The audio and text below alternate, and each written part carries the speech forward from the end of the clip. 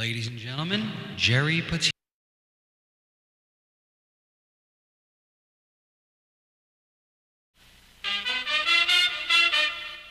Ladies and gentlemen, Geri Petito.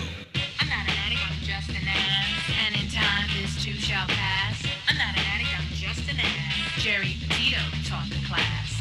I'm not an addict, I'm just an ass. Loves the answer, the greener grass. I'm not an addict, I'm just an ass. One day at a time, free at last. When you don't know just what to do. Just what to do, just what to do. If what you're feeling is really true. Is really true, is it really true? Just keep your ideas safe and sound. Safe and sound, safe and sound. That's exactly how change is found. Change is found, change is found. I'm not an addict, I'm just an ass. And in time, this too shall pass. I'm not an addict, I'm just an ass. Geri Petito taught the class. I'm not an addict, I'm just an ass. Loves the answer, the greener grass. I'm not an addict, I'm just an ass. One day at a time, free at last. Hello, everyone, and welcome to the Geri Petito Show on Hamilton Radio.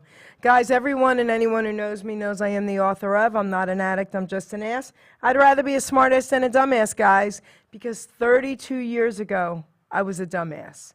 But 32 years later, through the grace of God, I can honestly say now I'm a smartass. And yes, the word ass is in the Bible at least 40 times. It means donkey, and that's what I was. Guys, I'm saying all that to say this. We've all had the roughest 3 years of our lives all over the world, right? Not just here. And unfortunately, a lot of people didn't make it, and a lot of them through addiction. So I am a nutritional health coach. I'm a recovery coach. I can help you if you're not feeling well, if you have any sicknesses, and of course, if you're struggling with addiction or you have a family member or someone you care about who is. All my services to you are free. Okay, and if you think my book can help someone, because I sure do, you can go to Simon & Schuster's bookstore, Archway Publishing. It's on Amazon, Barnes & Noble's, BAM, it's everywhere. And guys, if you truly, truly, truly cannot afford my book, please, please reach out to me about that as well. Go to my website, www.geripetito.com. All my pages are there. You could even order the book through there. And also, go to the Geri Petito Show YouTube channel and subscribe. A lot of cool things happening. So guys, I have a really cool guest. And the reason why he's cool to me is because of music. Okay, we all need music, and music has gotten all of us through the past few years. Music gets everyone through everything, right? We need music in our lives. And this guy, Dan Reagan, say hello to everyone. Hi, Geri. Thanks very much. I appreciate being on with you. And that's a really nice introduction. You're right. Music is something that all of us need. It touches all of us in a very special place. You know, I always say, if you have a little baby in a bouncy, I don't care if the baby's 6 months old, you put music on, that baby starts bouncing. It's innate in us, you know? So I want to thank you for what you're doing, especially with your books. I want to show your books. So I have both his books here. The covers are the same, but this is volume 1, and then we have volume 2 sitting here. They're big and heavy, so I'll pick up one, okay? Anyway, I'm going to ask you some questions, and the floor will be yours, but I do have something I want to say first, because what I loved, you know, I always say I was born too late because I love doo-wop, oldies, and Elvis, okay? But that rocker in me, you can't get rid of her, okay? It's always going to be here. And when I read your books, you have Jim Croce in it, okay? Bad, Bad Leroy Brown. I mean, come on, right? I was like, oh, this is so cool. And then you have Gordon Lightfoot, and you mention Elvis. That's right, guys. Elvis was mentioned, okay? So I love you, okay? And guys, Gordon Lightfoot, I mean, come on, if you could read my mind, right? Think about that song. But one of my favorites was Jethro Tull. And yes, I got to see him in a couple concerts, and I sent you my artwork to get into art school in 1979. We had to do black and whites, and Aqualung, the album cover, I drew. And, you know, that was in 1971, that song, right? Think about that, okay? And so, all right, I had to say that. I just had to say that because I love your books, and those three just, a lot, I mean, everything in here was amazing, but those three just got my heart. So I want to thank you for that. So Now I want you to talk. I want you to tell everyone a little bit about yourself, about the books, and then I'll have questions for you. All righty. Well, I didn't start this. These books, Classic Rock Songs Revealed, are my first ever venture into writing. I mean, I've written, articles and small little things like that, but I had never even thought about writing a book. By trade, I was a sports television director for 40 years. I worked for, I started in New York working for a station called Sports Channel. After 12 years there, my wife and I moved to Atlanta, Georgia, got a job with Turner Sports, directed the Atlanta Braves for 9 years in the NBA. After 9 years at Turner, I went to ESPN. I was there for 18 years, and in that whole 18-year period also, I freelanced for NBC doing hockey, and I did college sports for CBS as well. And I also directed the Baltimore Ravens. That was my career. All throughout that time, though, and you just touched on it a little bit, you could touch me in a very special way. I'm the youngest of five. I grew up as a child in the 60s, just like you did. And my siblings' music became my music at a very young age. And my oldest brother was a big Elvis fan, so there's another Elvis mention for you. He was a big Elvis fan. My sister kind of didn't really go into the rock and roll that my other brothers did, but I was in tune to the music that they listened to, especially the Beatles and Chicago, when Chicago broke in the late 60s, early 70s. You had the Beach Boys, you had the Rascals, you had a lot of the groups, the Guess Who, The Who, all of these this is a great time period. The 60s and 70s, I think, was really, with all due respect to the 50s and earlier, I think the 60s and 70s were really just a magical time in rock and roll. So I always had this love for music, and I always had this yearning to know what were these songs about. Late in the 1970s, I would say, is when artists started treating us with liner notes in the albums. Okay. And the liner notes sometimes would include the lyrics, and it would also include who wrote the song and who produced the song. And I was very interested in that. I was always interested in that. So a really tragic event that touched my life in a massive way was in 1980, December the 8th, 1980, when John Lennon was murdered outside the Dakota Apartments. That really had a big effect on me, Jerry. It was my senior year in college, and I worked at my college radio station, and I did music and sports there. But John Lennon's death was really a big event. A couple of months after that, Playboy magazine released a series of articles, two different issues had interviews with John Lennon. And the second one, he described what all the Beatles songs were about. And I was just, this was like the end of the golden rainbow, the end of the rainbow for me. John Lennon was telling all of us what the Beatles songs were about. Bought that issue, kept it, and it was like unlocking the key to like my favorite group was the Beatles and then Chicago. So I saved it, and so that's in 1981. Come to the 90s, and I was working at the time for Turner Sports. A gentleman that I was working with and shared an office with, I walked into the office one day, and he had on his desk a stack of papers that were the size of like 2 telephone books. And I asked him about it, and he told me it was the manuscript to a book he was writing. It was about the Civil War. And I was very, very impressed with his passion and his knowledge. And I came away from there thinking, this guy's writing a book about one of his passions, and I just kind of filed it away. Shortly thereafter, Steely Dan, Becker and Fagan got together, went out on tour. As luck would have it, my wife and I were in Los Angeles with the Braves. I had a dark day, and Steely Dan was in concert in LA, and I was able to get tickets. It was wonderful. About 3 weeks later, they came to Atlanta. We went and saw the show again. When the show was over, we got in the car, and my wife said to me, "Weren't they great?" And I said, "They sure were." And she said, "Don't you wish there was a book that described what all their lyrics are about?" I love it. And I said, "I sure do." So, and under my breath, I said, "And I'm going to write it." We get home, and as she's getting ready for bed, I went down to the basement. I grabbed the old Playboy with Lennon's interview in it, get back into bed, and I'm reading. She comes out, and this is the scene. She looks at her husband reading Playboy. "What are you doing?" And I said, "Honestly, honey, I'm reading the article." And I said, "You might not believe this, but I have been wanting for a number of years to write a book about the meaning, about songwriting and the meaning behind songs.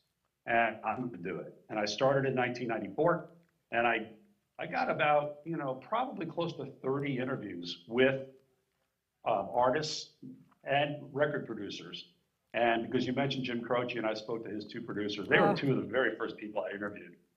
And I got, that far along in a 4-year period, and then I stopped. There was a series of events. My two sons were very young. I was doing a lot of traveling for Turner Sports. My wife had an illness that thankfully she got over. And so I just had to put it down. And I was also getting a lot of resistance from the managers of these artists saying, call us back in 6 months. He's in the studio recording a record. Sure. I'd call back in 6 months. Call us back in 6 months. He's going out on tour to promote the record. All of this was true, but when you keep getting these answers, and then on top of which I had a lot of people say, no, he's not interested. That kind of told me maybe this isn't meant to be, or maybe I need to put this down, and I did. And I put it down for a long time, Jerry. I put it down until the 2010s, and all throughout that period, there were a number of friends of mine who knew I had started this book. They were interested in it, and they kept asking me, how's your book going? What are you doing? And I'd say, well, I've kind of put it away. And they're like, no, you've got to do this. And so my brother and sister-in-law have a special needs daughter, and she wrote a book in the 2012 era, right around that time period, about the caring of her daughter. And it was really inspiring to me that my sister-in-law, who lives in New Jersey, by the way, that she did that. So that got me going again. I did some interviews, then I stopped again. 2015 or 16, I picked it up, stopped again. Well, then the big moment came. You kind of alluded to it in your intro. 2020 arrived, and we all know what happened in March of 2020. Pandemic hit, and it shut everything down. I couldn't do my job in sports television, and it also meant that all the rock and roll people couldn't go out and perform, and they couldn't do anything. Everybody was stuck inside. So, and that forced me to really look in the mirror and say, you have no more excuses. You've got to get this done. And at the same time, I had been looking for people to try and help me, to be an editor, just be another set of eyes. I had gone through a few people, friends of mine, who were interested, but they really couldn't grab it. And a very dear friend of mine I've known for over 50 years, he called me and told me that his daughter, who's a freelance writer, he said, you still looking for somebody? And I said, I sure am. He turned me on to his daughter. We clicked. She was tremendous. She's Catherine LaCroix. And I told her when we had our first conversation, I said, if you say yes, your yes has to be yes. You can't get back to me 6 weeks, 2 months from now and say, I've got a lot of other work. I need to get this done.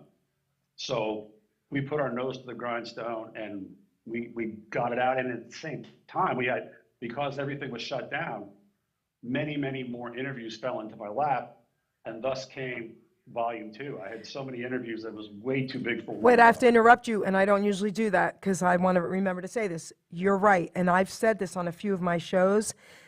Even through the pandemic, I saw some incredible things happening, and I got artists, I got legends, Mel Carter. I mean, that because of the pandemic, that they were all home, and so I get it. That's, so a lot of good did come out of it as well. Continue.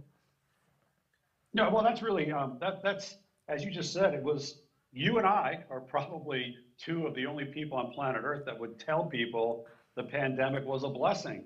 Because, it was good for you, and it was certainly very good for me. And it was good for me, not only that I was able to get more people to interview, but it was the final kick in the butt that I needed to get this thing that I started back in 1994 to finally get this done. And it was released on my wife's birthday, March the 18th in 2022. So from conception to publication, it was 28 years. Wow. And I didn't know that. Well, that's an amazing story. Okay, wow. Thank you. Continue. Wow. All right. So it's Classic Rock Songs Revealed, and I went through a whole lot of different titles looking for that. I spoke with a marketing person who helped me work on the title. I had so many different working titles. I love it. And you touched on something else, Jerry, earlier, and you mentioned all these different artists, and thank you for pulling it up. You mentioned a lot of these different artists who, if today, like Gordon Lightfoot, Yeah. Jim Croce. Oh, These two guys aren't categorized anymore as rock and roll. They're like folk rock or mellow or all of that. But when you and I were growing up, and you probably listened to WABC radio, just like I did, because I grew up in New York, you could turn on the radio and you could hear the Beatles, you could hear Jimi Hendrix, The Who, Carly Simon, Carole King, Marvin Gaye, all on the same channel. It wasn't, we didn't, have categories and subcategories of artists. It was all rock and roll. Now, the other day I was looking up, because on my Facebook page, Classic Rock Songs Revealed on Facebook, I do 4 or 5 times a week, I do an event, this day in rock and roll. It's like today, we're doing it on February the 2nd. It's Graham Nash's birthday. I do things like that. And I was looking up Michael McDonald, and he was listed as a blues singer, rock. There was one thing, and it said yacht rock, and I'm thinking to myself, I'm sure Michael McDonald doesn't consider what he does No. yacht rock. when I grew up in Long Island City, New York. We moved to New Jersey when I was 12 years old in 7th grade. We used to listen to the same thing you were just talking about. And then as I got older, I started listening to 98.1 in New Jersey, the oldies. So a few years ago, more than a few years ago, probably 15 years ago, I said, let me check it out, The oldies are now 80s and 90s songs, 70s. I was like, this is not okay. Right. It's not okay. And again, to repeat what I said earlier, I mean, if the 80s and 90s are the oldies, what are the 60s and 70s and the 50s? What are the 50s? Right. To us, listen. Yeah. I don't care what anybody says. 50s and 60s to me are the oldies. They're incredible, great music. 70s, 80s, 90s, rock. Listen, you can't take that out of me, okay? I mean, I went to these concerts, Led Zeppelin, right? Genesis, okay? Forget it. You can't take this out of me. It's amazing how, what I love about what you did was you referenced really cool things with each artist, with each singer. And that's what I loved about it. You didn't just say, oh, these are the songs, No, you told so much cool stuff about each one. And it was, and not a lot, guys. It's very easy read, and it's incredible. If you're a music lover, and most of us are, especially the people that listen to my shows, you're going to love these books. I want the producer to hold this book up to the camera. Thank you. Get a little closer. There you go. Let them see it.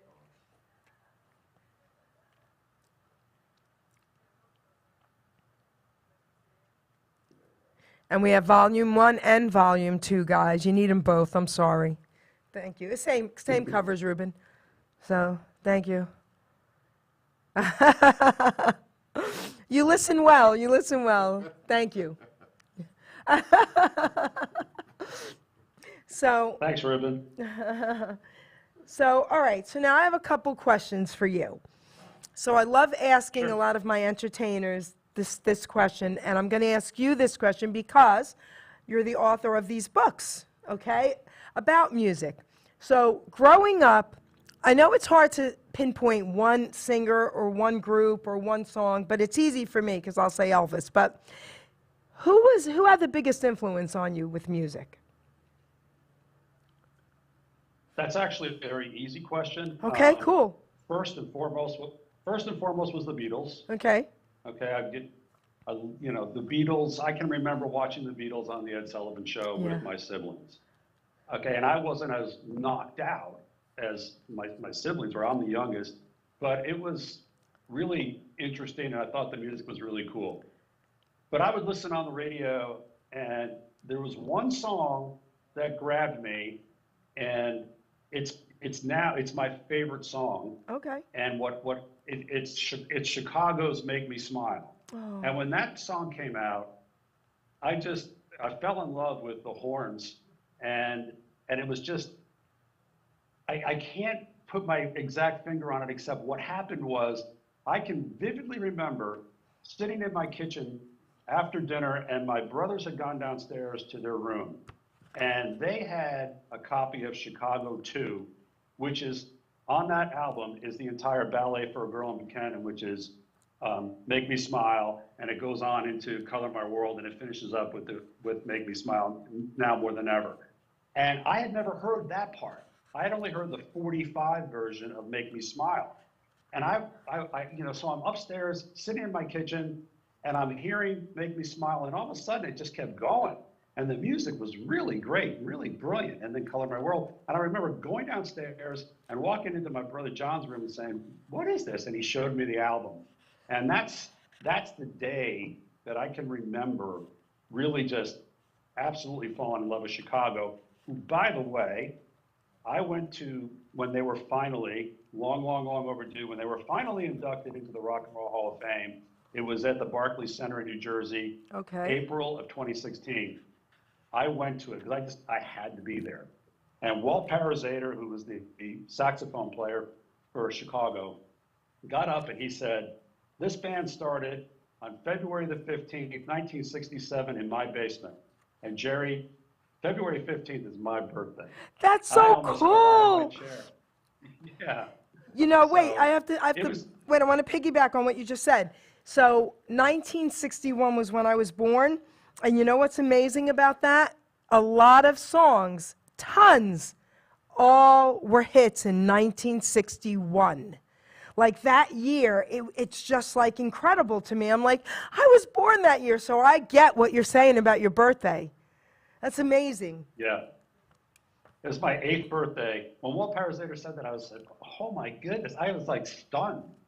You know, he could have just generically said, we all got together as a group of guys. It was in 1967. Or in February. He specified the exact date. Yeah, that's great. Yeah. Isn't so? All right, doesn't that give you like this warm and fuzzy feeling inside? Oh, absolutely. You know? And the thing is that I was able to interview James Pankow, who wrote that. And when I interviewed him, like right off the bat, he said to me, because he had, you know, his manager had said, this is what the interview's about, and here's a list of people he's interviewed. He was kind of fairly late in the game. And he gets on, we say hello, and he says, it sounds like you got something pretty interesting going here. I hope I can help you. And I said, I'm pretty confident that you can.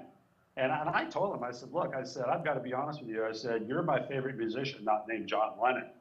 I love the work that you've done. And he was like, whoa, wow, I'm blown away.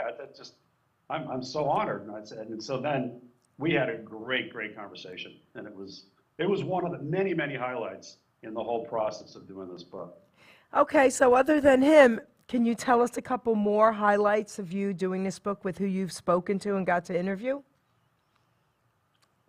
Well, okay. So I interviewed Billy Joel twice on the telephone. He was terrific. And Billy Joel, if he wanted to, and I'm sure you know this, having grown up in Long Island City, and Billy Joel is a really funny guy, and he could quit music and go do stand-up comedy if he wants. So talking to him was great. I interviewed Tom Scholes of Boston, who, by the way, is an MIT grad, which was just, you know, unbelievable to find that out. When you go into this with some preconceived notions about what a quote-unquote rock star is supposed to be, I didn't think I was going to come down the pike and meet an MIT grad, you know. But he was a very, very fun guy. Interviewed him once in my car in Atlanta, and then I interviewed him again on the telephone. I interviewed Don Henley in person. That's cool. In the back room of a restaurant in Dallas. And when we walked into the back room, I said to the manager there was music playing, and I said, you know, if you don't mind, could you turn the music down? So I didn't want it to bleed through. He said, yeah, sure, no problem. And we're talking, and we're having a really nice conversation. And all of a sudden, I just heard The Boys of Summer playing over the radio. And I looked at him and I said, well, as your song is playing, I've got to ask you about that. I said, one of the best lines ever in rock and roll. And he went, oh, a Deadhead sticker in a Cadillac? I said, yes. I said, what a great line. He says, I've told this story many times.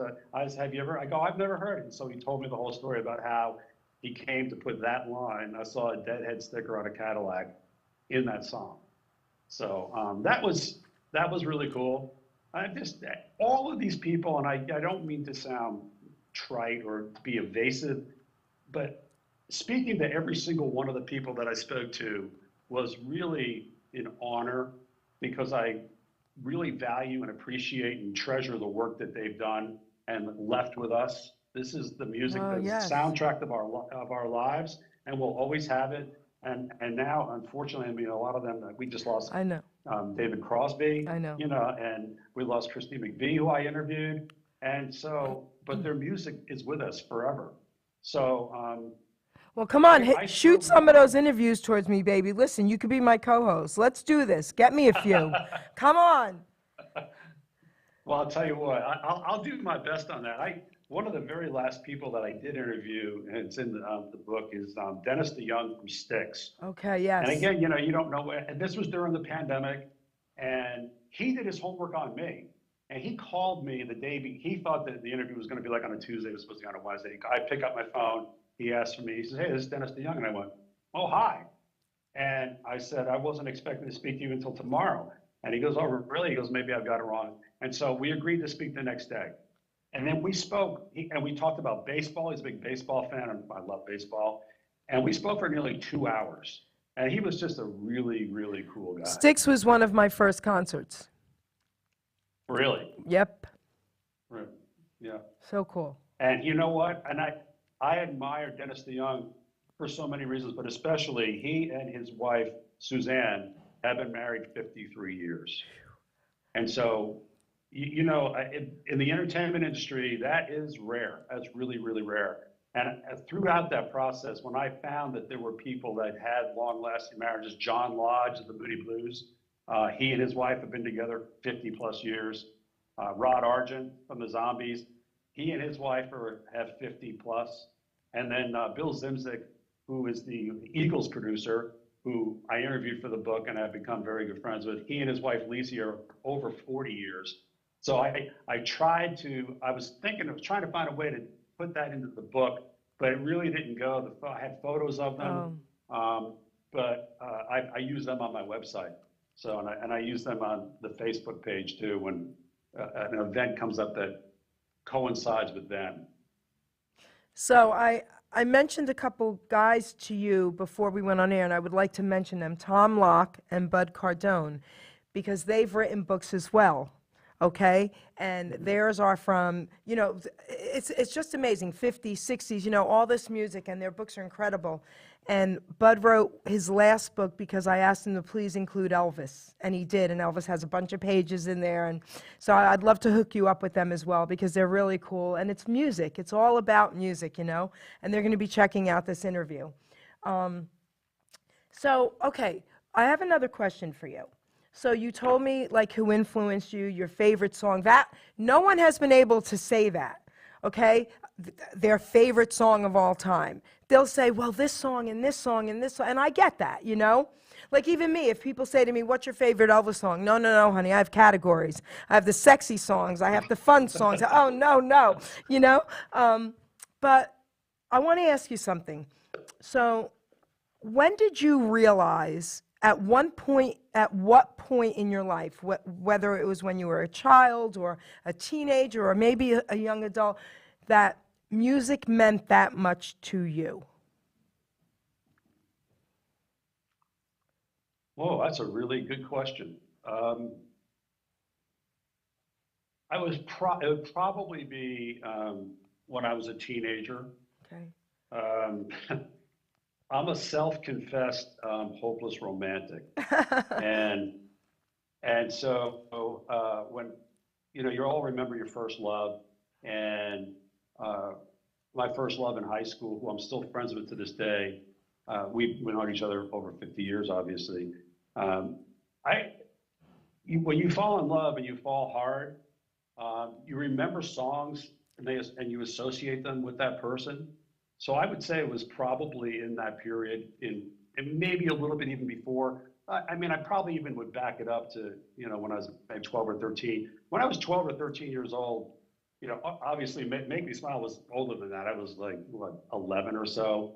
But it didn't have the music, to your question, didn't really have that grasp on me. But I'm trying to think. When the Doobie Brothers came out with Listen to the Music, Wow. Wow. Yeah. Come on. Yeah. And it still does. Yes. That when I hear those first few riffs on the guitar, it's like turn it up. You know, that's just such a great song. Listen to the music. So yeah, 12, 13, 14, and then when I fell in love, you know, then the songs you That related was to it. your loves and stuff like that. Yeah. That was Oh it. yeah. You know, everyone has that song about love in their life. You know what I mean? Everyone has that song. And it's so funny because a lot of the songs don't even mean what we thought they meant when we first heard them and when we were growing up. Like, if you read the words to a lot of these songs, we're like, wait, what? Right? Jethro Right. Tull, let's talk about his song, Aqualung. What did it mean? Well, you know, Jethro Tull, Ian Anderson told me that song was really inspired by his wife. It was his wife that gave him the idea, gave Ian Anderson the idea to write that song, Aqualung.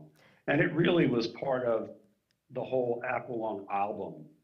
And Jethro Tull, Ian Anderson, is that album was really his statement on what he thinks of religion. And he's not really much into religion.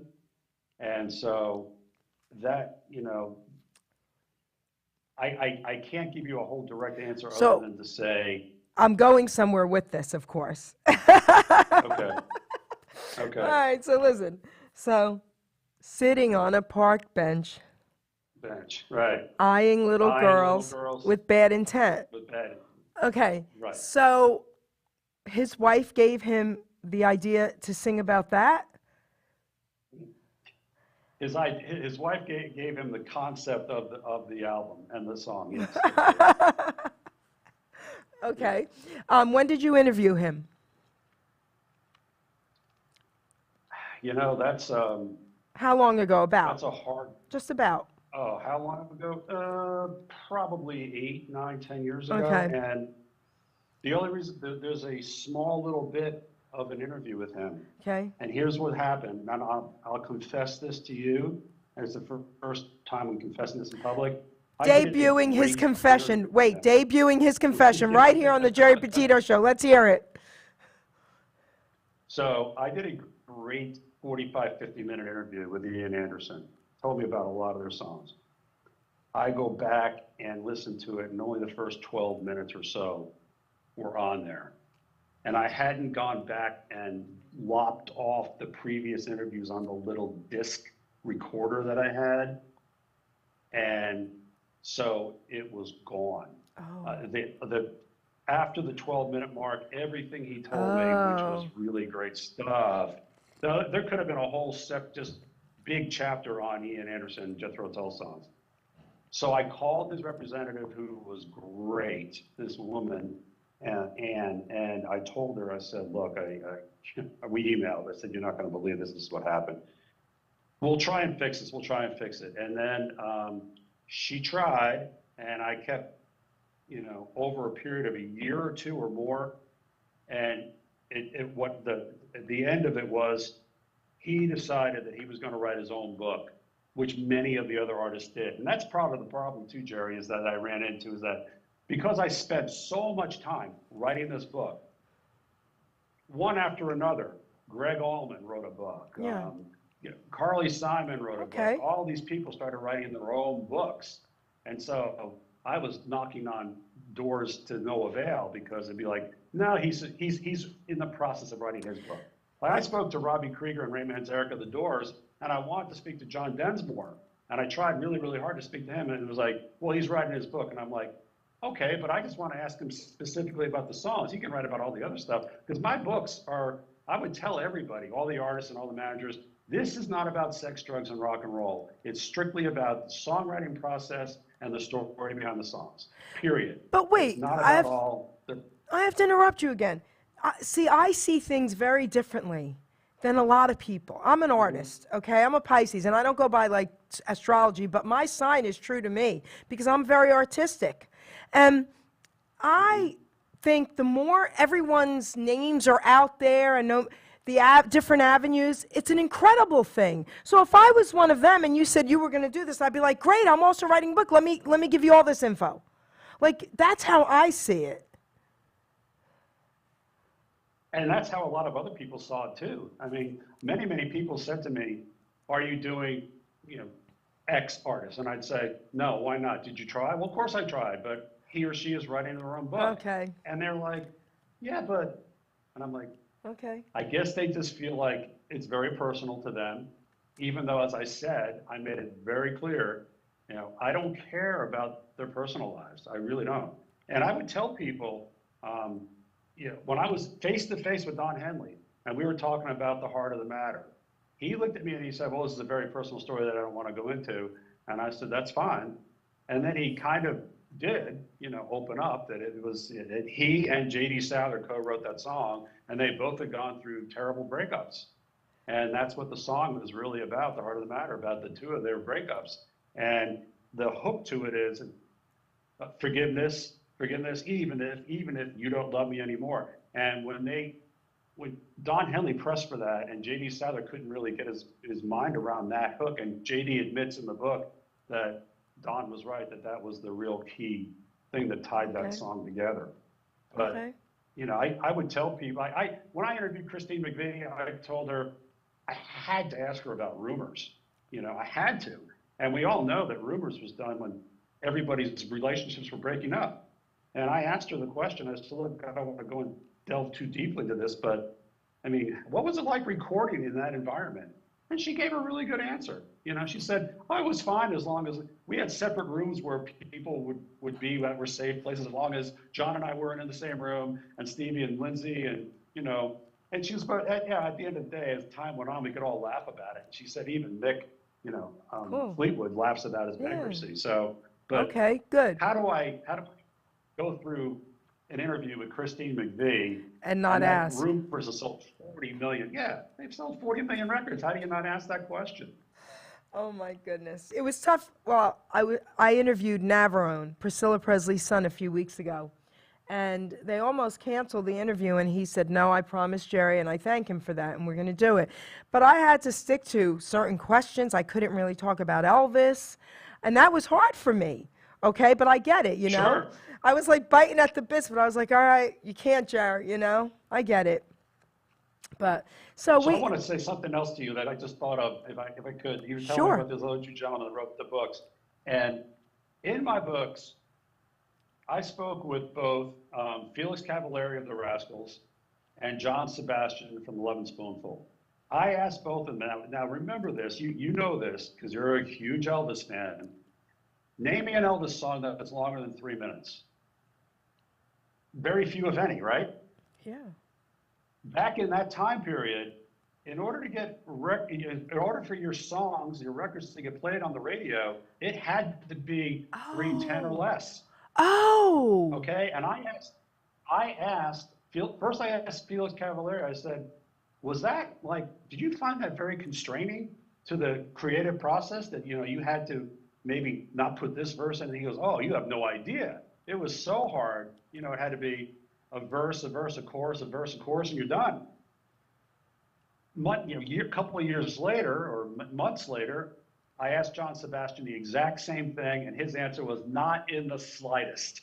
He said, if I couldn't get my message across in 2 minutes and 30 seconds, I couldn't, it didn't need to be said. I love that.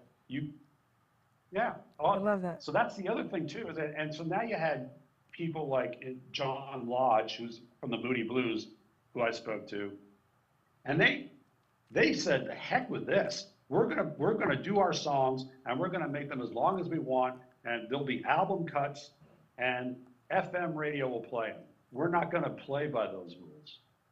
And that's how FM radio really became a thing. Because there were album cuts.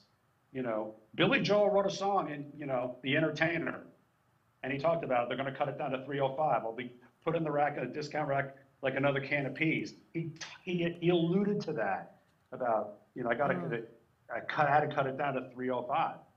Hey, American Pie broke that rule, but there's still an edited version of American Pie where they're like, this is 7+ minutes. Gotcha. And then they came up with an edited version of it, Gotcha. you know? And when I spoke with Bill Zimzik, the Eagles producer, I asked him, and he's like, first of all, he goes, I didn't make singles, I made album cuts. He goes, and when we were shocked that the radio played the whole 7+ minutes of Hotel California. You know, That was a long FM song. radio. Yes, Right. yes. Stairway to Heaven. Oh, yes. That was never going to get played on AM radio. Never. It's greatest, one of the most greatest requested songs. song on FM radio. Greatest songs of 20 all straight time. some years. Right.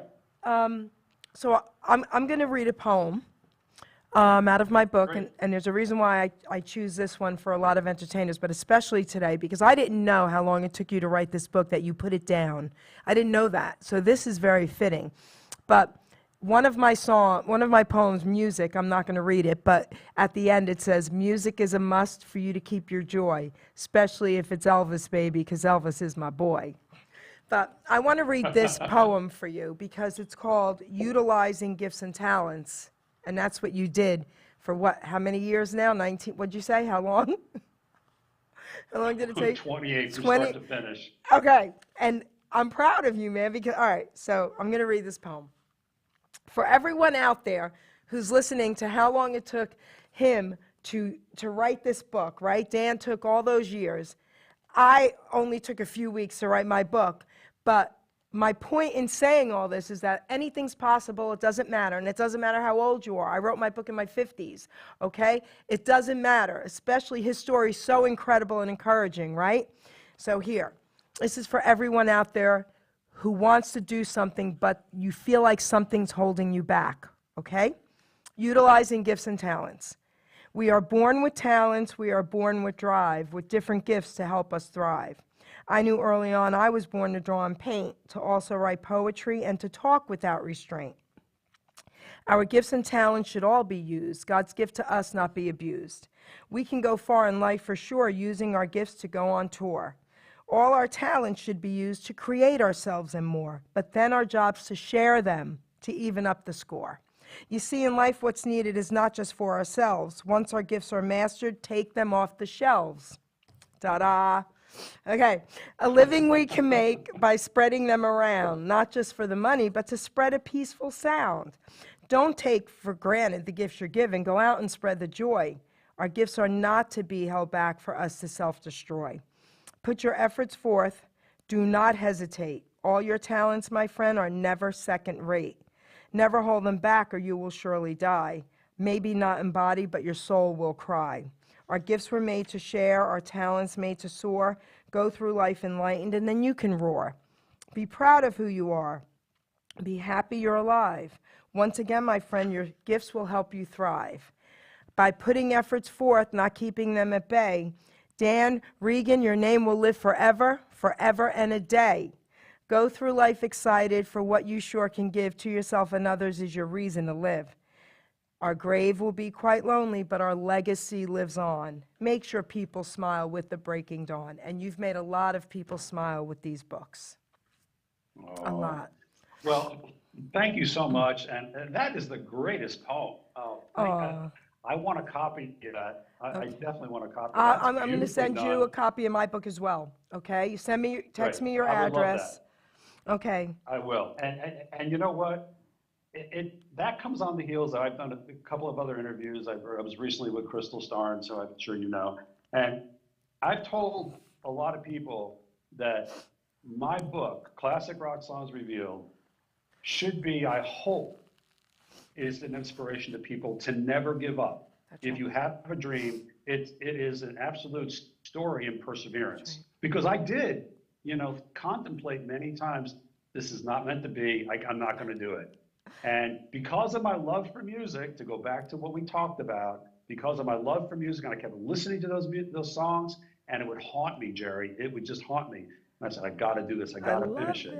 And by the grace of God, and just through persevering through it, and not allowing those doubts to come in, I finally did. And the blessing of having Catherine LaCroix be dumped on my lap by a lifelong friend, all of that is just, I hope people will take that away from You know, it's a Beautiful. love. It was a labor of love because I love the subject. I love the music. I love the gift that these artists have and the gift that they have in songwriting. It's a gift to us.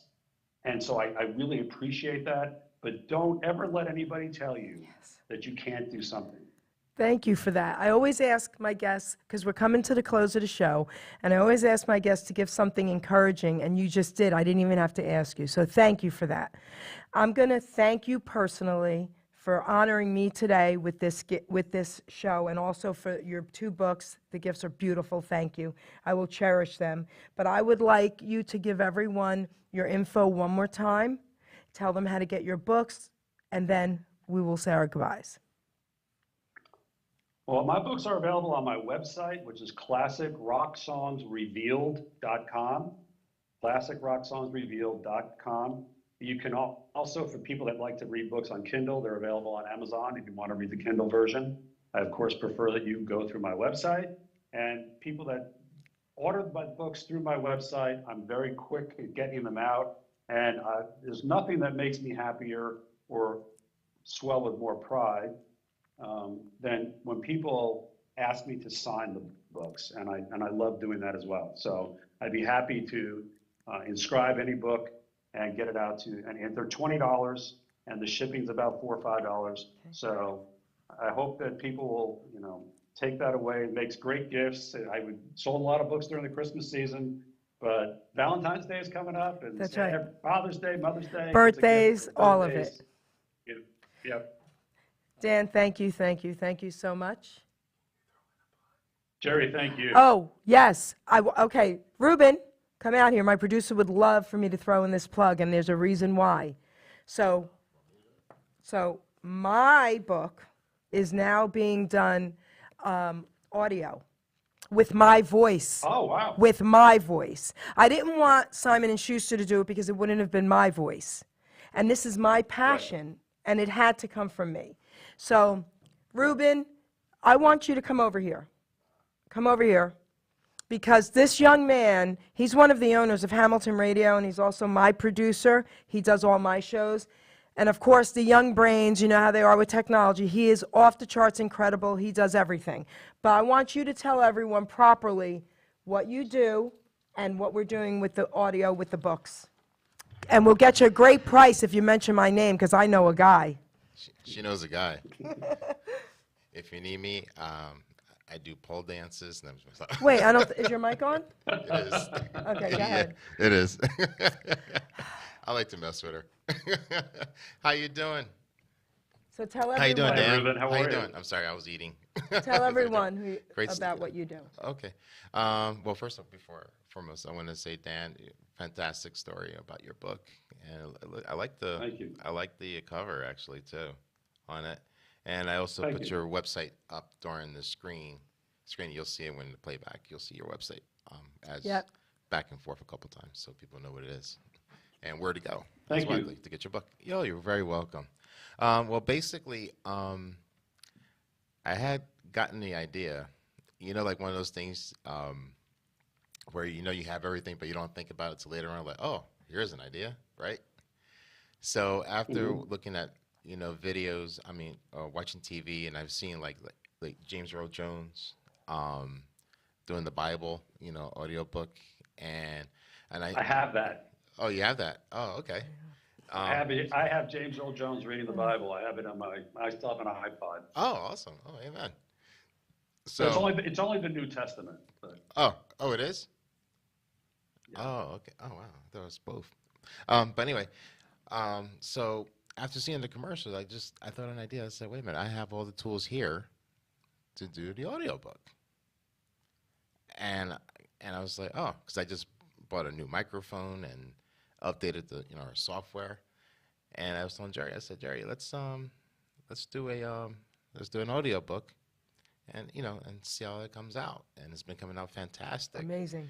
And I'm doing one for my business partner Sandy. She has a children's book, so we're doing 2 of those. And we just got somebody last night that does dog training. Yep. And she wrote a book. Wow. So you're coming in. Yeah. So if anybody needs even you, Dan. I don't know how far you live. I heard you mention Eatontown. But there's technology too. So go ahead. Yeah. You know, you can come here. And if you mention the Geri Petito show, I'll give you 10% off of the pricing. We're trying to we're competitive, so we're charging $75 an hour to do the video editing. The audio editing. I'm sorry. I'm also a videographer and cinematographer too, so forgive me on that. But we're also Yeah, going to be coming up with a flat fee as well. Yeah. We're talking about that. Yeah, flat fee. Because, books come in all, Right. different sizes and pages Yes. and all. So I'll be working on that. So, but anyway, if you would like your audiobook done by me, not her, call 1-800-FIND-ME. No, I'm just messing with you. You can email Geri Petito. www.jdgeri@aol.com. Yep. Or admin@hamiltonradio.net. Okay. All right. Well, thank you for my 50-cent Plug. And nice meeting you, Dan. All right. Nice So meeting you. Dan, Well more than 50 I want to cents. I want to thank you, Dan, again for honoring me with this incredible interview. And again, people, please buy his books. Okay. Check these out. Classic rock songs revealed. So cool. Ruben, take us out. Thank you, Jerry. Thank you. Ladies and gentlemen, Geri Petito. I'm not an addict, I'm just an ass. And in time, this too shall pass. I'm not an addict, I'm just an ass. Geri Petito taught the class. I'm not an addict, I'm just an ass. Loves the answer, the greener grass. I'm not an addict, I'm just an ass. One day at a time, free at last. When you don't know just what to do, Just what to do, just what to do. if what you're feeling is really true, Is it really true? Is it really true? Just keep your ideas safe and sound. Safe and sound, safe and sound. That's exactly how change is found. Change is found, change is found. I'm not an addict, I'm just an ass. And in time, this too shall pass. I'm not an addict, I'm just an ass. Geri Petito taught the class.